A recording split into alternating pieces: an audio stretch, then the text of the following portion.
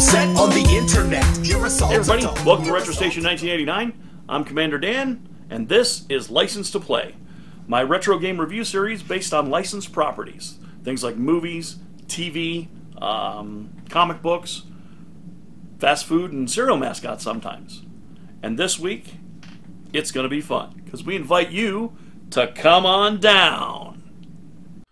When I was a kid, I didn't get sick very often. But one day, I got some strain of the flu that fully knocked me on my ass. I think it was in the 5th grade. My mom and dad both worked, so me being sick was a nightmare for them. However, I guess they figured that at 10 years old, I was smart enough to just stay in bed, watch TV, and do not touch the stove or let anyone strange in the house. My mom made me a thermos filled with soup and said she'd be back in the afternoon. And there, in my dad's chair, wrapped in a blanket in the living room, my mom tried to find something on TV for me. And there it was. Tic-tac-toe. It looked like a video game. And in the 80s, during the day, you had 3 choices for proper passive video entertainment: the People's Court, soap operas, barf, and game shows. Suddenly, the day was filled with colorful tests of wit, trivia, and sometimes just playing hangman, but for cash and prizes. If you like game shows, you can probably think, this dude. His name is Merv Griffin. He basically made all the game shows, except my favorite game show, which never got an NES port, which I'll talk about at the end of this segment a little bit. However, there were others like Hollywood Squares, Wheel of Fortune, which actually came on in late afternoon most times, Press Your Luck on USA, and Card Sharks. Just a ton of game shows. Sadly, there was no Number Wang. Game shows dominated network television for a decade of decadence, offering lavish gifts and cash prizes and huge tax burdens on people who thought they were winning a game. Until one of my favorite game shows ever came to the burgeoning MTV, Remote Control. It was a game show based on the knowledge people had of television trivia. Oh, and believe me, as a troubled teen of the 90s, this was right up this Gen Xer's alley. And as the 80s and Reagan-era machismo evolved into the nebbishy wannabe macho of the Bush-era 90s, we got one of the most insane contests for humans ever devised. No, not Takeshi's Castle. American Gladiators. The forebear of today's American Ninja competitions, the Netflix series Ultimate Beastmaster and Wipeout and the like. American Gladiators was incredible because it pitted dipshit humanoids who fancied themselves strong people against ripped and shredded cyborg humans who must have been saying their prayers and eating their vitamins and following the Hulkster's strict injection of HGH regimen, allegedly. And it was glorious. That game show was ported to the computers and home consoles of the day, and they were, well, we're going to talk about that. And I don't own all of them, just a couple, which I'll talk about as well. But what's most sad? No Price is Right. I love The Price is Right. Plinko, Putting, Showcase Showdown, Pushover, Barker's Markers, and my favorite and most feared, this motherfucker right here, Cliffhanger. With Cliffhanger, you'd guess a price, and then they play a song, which I won't play here for copyright's sake, but see, they made you watch how much over the price you guessed by sending this son of a bitch to an early grave if you went over by $20 or more. The game nearly gave me panic attacks to watch. And imagine, they created a song and a little man's death to draw out to a nerve-wracking degree the simple task of telling your dumbass you're wrong. And you thought this guy was scary.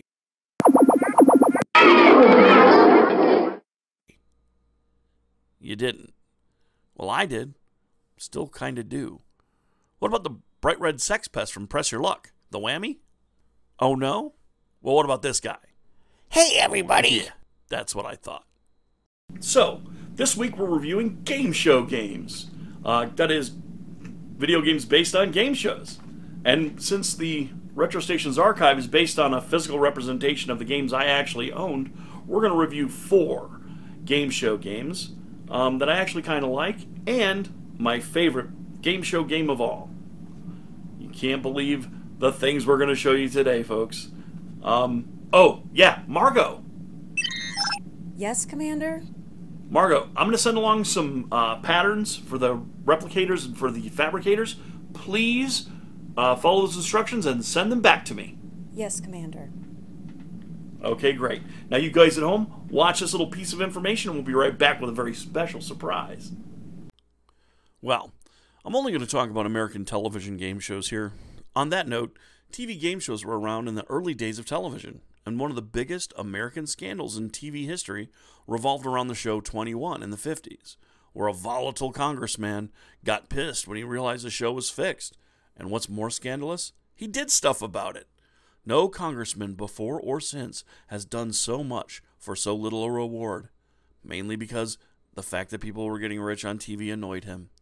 His name has been lost to time, but if I had to guess, it was probably Whitey A. Honkcracker III, the whitest man in Congress. He will forever be remembered. That, of course, is a lie. You won't remember him, and I've already forgotten him. Hell, I forgot what I was talking about. Oh, game shows. Right. So, in the 70s and 80s, with the return of my favorite game show, The New Price is Right, game shows started dominating daytime television. Family Feud, Price is Right, Tic-Tac-Doe, Press Your Luck, Joker's Wild, Hollywood Squares. The shows were glitzy, gaudy, had an affable host who gleefully handed out home versions of the game for the dumbest players, and for the greatest, most dominant players, A new car!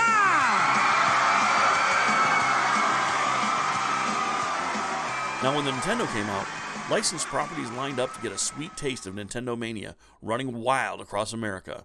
For months after launch, Nintendo Entertainment Systems were unable to be found at retail, and on the secondary market, they were on fire. It was $300, $400 to find a Nintendo that somebody found that fell off a truck in New York. Now, I've mentioned it before. Our family got our Nintendo in 1989, well after the launch. But that's partially because my family didn't have the cash for a full fitness pad, ROB edition of the NES, and partially because even if my mom and dad wanted to get one, they just weren't available. But that meant everyone wanted one, creating a hot market. And oh boy howdy, do entertainment companies love and know how to get involved in a new hot market. And game shows are no exception. See, the NES saw a number of video games based on game shows. So did the SNES, and all the way to today. And we've got a couple of my favorites on display today here at the Retro Station. Oh, and you're going to love it. Hey, everybody, and welcome back to our show. The Retro Wheel Squares is right. Thank you. Thank you, thank you. Now, there is no wheel, there are no squares, but it's retro, and that's all right by me. Ha ha ha ha, yeah. All right, let me introduce our contestants. First, it's Margot. She's an AI from space who controls the higher functions of the Retro Station, and she's quite the conversationalist. Isn't that right, Margot? Margot? Audible sigh. And Splat. He's a anthropomorphic rectal polyp with hair and teeth. Splat, everybody. Hey, everybody! All right, we're gonna play, and what's wrong, Margot? Commander, I respectfully decline to participate in this activity with that thing. Oh, phooey. It's gonna be fun. Incorrect. I assure you this will not be fun for me. I'll be your best friend. Dramatic, audible sigh. Commander. Look, Margot, there's nobody else here. All right? I mean, and I am Commander, so consider it an order? Fine. Just don't let it anywhere near my buttons. Aw, not even for a hug? Hug death, polyp. All right, everybody. Dobby, tell them what's up for grabs today. First, from Broyhill American, we've got an office set complete with a desktop computer, desk, and a small cabinet. Beauty and functionality from Broyhill American. And next, from the desert world of Tatooine, this beauty, a Sorosub X34 land speeder, owned by a moisture farming family who lost their lives tragically in a terrible fire.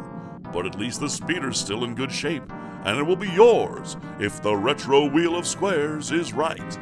And finally, if you're the grand champion of our show, it's a new car! That's right, ladies and gentlemen, the 1982 DeLorean DMC, with all the bells and whistles, flux capacitor, Mr. Fusion, and yes, it will get you to the grocery store for the double coupons and get you home back in time.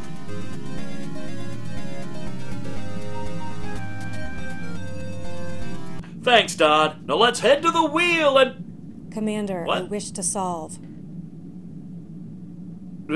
Well, we actually do... I wish to solve. All right. She does control the oxygen. Okay, let's solve the puzzle!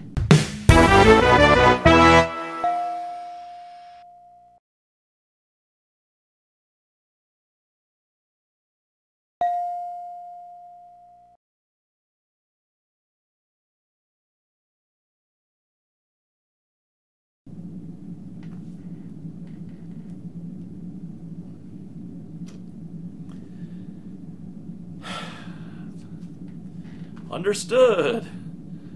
Moving on.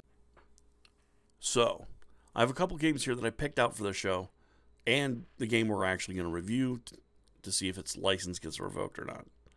Our first game up to bat is going to be a popular one here in the States. It's Hollywood Squares by GameTech. GameTech, working with Rare, created a reasonable facsimile of the TV show without real Hollywood celebs, of course, but the fun here is that the game is played like tic-tac-toe, and you ask celebrities for their answer, and sometimes they give you the right one, and sometimes they don't. But they always throw in a cheesy joke. You play for 2 rounds, and then you will fail to lose a new car to the fact that it's a random chance twice over. Honestly, I played for hours trying to get this fucking footage, and damn, I never got the car, not one time. But the game is pretty good, actually. The questions aren't too hard, the jokes are corny, but are funny sometimes. And the celebrities are... well, they're all apparently famous in Hollywood for their tragic plastic surgery mishaps. Look at these fucking faces. The sound is pretty damn nice, but man, take a look.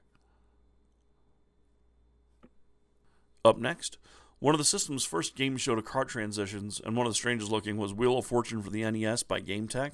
You're going to see that name a lot, by the way, on any game show game that was out there. But I've got the best version of Wheel of Fortune on NES, Wheel of Fortune, featuring Vanna White. And wow, that's basically what Vanna looks like. And now let's take a look at what you get for a player character. Head injury theater again. The game is Hangman, with a wheel that can randomly fuck you over for no reason. And believe me, this version of Wheel of Fortune with Vanna White seems like it's trying to send you home without that sweet-ass dinette set or the new car.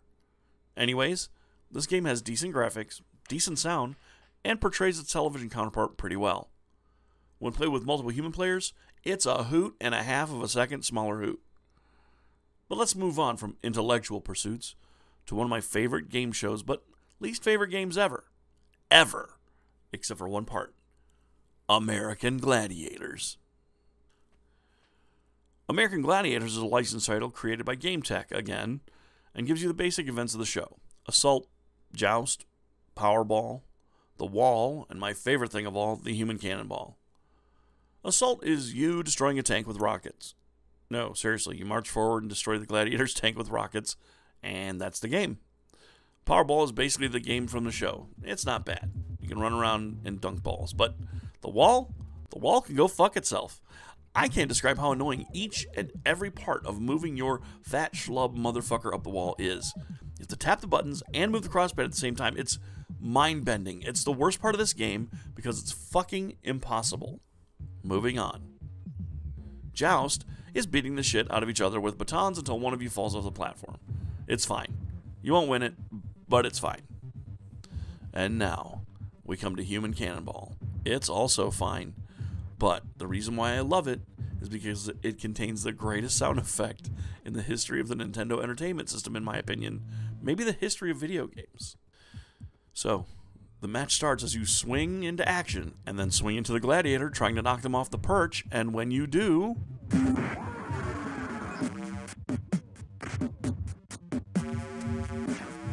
holy shit!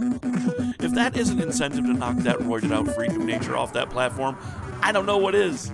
Let's listen to it again.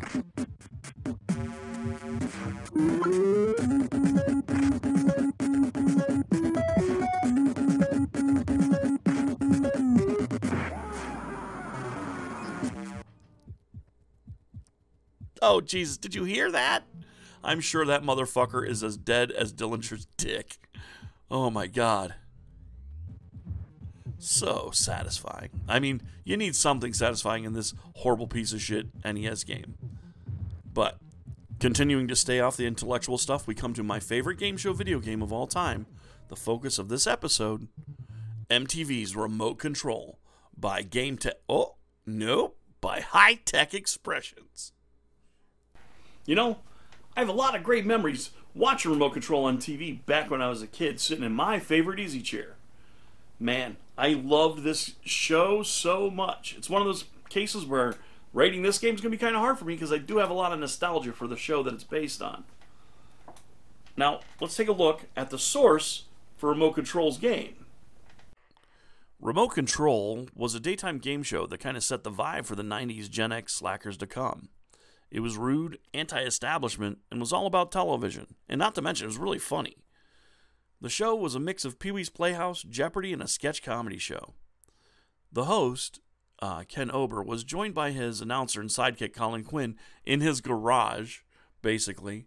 Colin Quinn is one of the funniest comedians ever. But yeah, they're in Ken's garage putting on a game show. And we also got on that show a pre-SNL Adam Sandler and the debut of Dennis Leary. The show is basically three folks choosing channels on a big TV, answering snarky trivia questions about what else? Television. On the show, you could choose a channel and get a random sketch element featuring, for example, Stud Boy, and that was Adam Sandler, very, very funny, asking you a question, or you get a kind of whammy that'd take points from you, featuring Flip, Ken's cousin. You also had to sing along with Colin, who couldn't sing, or Playhouse International with Colin, who didn't speak foreign languages. So you were given clues that were not very helpful to answer a question that relied on those clues. It was pretty great. Then you had snack break, and they dumped snacks all over you. But the best part of the game for me was when you lost, you died. Well, not really, but I made it look like your character died. That's right, when a player went off the air, they're basically killed. I mean, it was all fun and games until you realize everything you were working toward led you up to a grisly death if you failed. Holy shit. I mean, check this out. This lady's getting murdered by what appeared to be sombrero-wearing cannibals or something. I don't know. I can't describe it to you without laughing. So, holy shit. I mean, yeah, it's tame compared to Saw, but what do you expect? It was cable TV in the 90s. Okay, let's see how the video game stacks up to the TV version. The game for the Nintendo was designed by HiTech Creations in 1990. They also made the game for DOS, Apple II, and Commodore 64. In fact, there's also a board game.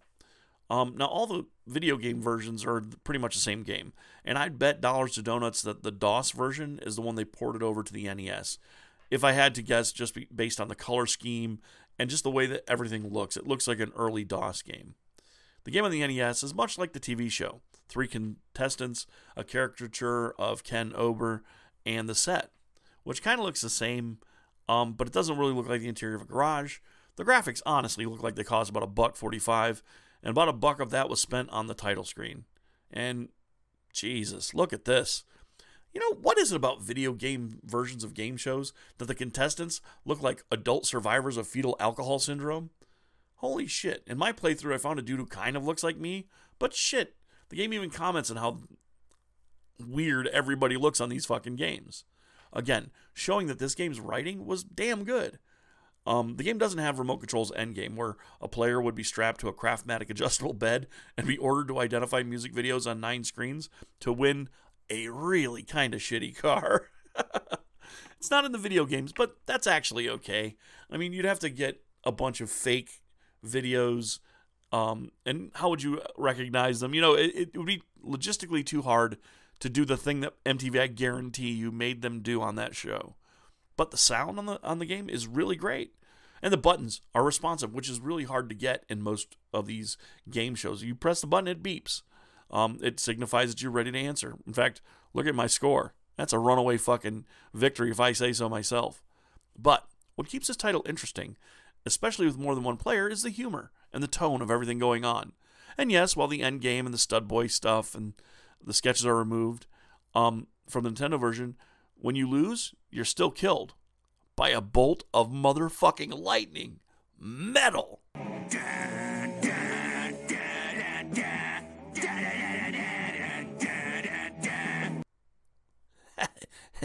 Whoa, that was cool. Anyway, I can see by that old clock on the wall that we've reached the lightning round. And, of course, the final question of the review. So, we're talking, do these games have a license to play? We'll start with American Gladiators. No, it does not. Revoked, man. Except for the sound of that guy falling off that fucking thing. That's some good shit. But no, you're gone. Up. Next will be, Wheel of Fortune, featuring Vanna White. Yes, if you got parents and you got friends who like to play games like this, definitely has a license to play. For all time, pretty much. It's a classic. The original? No. The original's not that good. So, yes to this one. Hollywood Squares. Now, given the competition today, because of American Gladiators, I would say yes, but because it's got two really solid contenders, no. I'd say no for Hollywood Squares. The jokes aren't good, and man, you will be distracted by how corny the jokes are and how ugly the graphics are. Those creatures they call celebrities just ain't going to get the job done. So sorry, Hollywood Squares. License revoked. And finally, Remote Control. Yes, Remote Control has a license to play. Yeah. While making this video, actually, and I'll tell you why. Not just because it's a good game, and it is. It's a great game, actually. Graphics are okay, but it catches the spirit of Remote Control. It's basically like You Don't Know Jack before there was You Don't Know Jack. And playing with multiple friends, damn, this game can't be beat. But, turns out, while I was filming and doing the audio for this episode, I found out that in 2009, the guy who hosted that show, Ken Obert, died. He died of H1N1, the swine flu. That's basically the COVID of 2009. It's very similar. It only affected a certain amount of people, and people were really concerned about it. It didn't quite get as bad as it did this time, but we already had something like this happen once. So I guess what I'm saying is, it's weird that happened when I was making this video. I had no idea. And second, if you're thinking about not getting vaccinated, talk to a doctor first. That's it. Just talk to a doctor. I don't have diplomas behind me. I got video games, okay? So talk to somebody with a diploma. They'll tell you, and that's my cat. Here, look. No, I know. Yes. It's a baby kitty, Mara Jade. Look. See? See how pretty? I know that breaks the fourth wall, but this is basically a message about Ken Hooper and how he passed away. But in the long run, I do want to say that the Retro Station gives Remote Control its license to play. And Ken Hooper as well, as a matter of fact. Rest in peace, Ken. God. But yeah, they suspect it was H1N1 plus his heart condition, and that was that. So please, everyone, be safe. Get the vaccine if you can, and it's right for you. But before you decide whether or not to do that, talk to a doctor. Talk to anyone. Just make sure you do the right thing, right? I don't want to see anybody else getting whacked because of this disease. All right, so that's going to do it. And besides anything else I've said throughout this video, please remember to always stay retro. Get upset on the internet. You're a salt adult. You're a salt adult. Get upset on the internet. You're a salt adult. Throwing out a hissy fit, your views ain't in the million.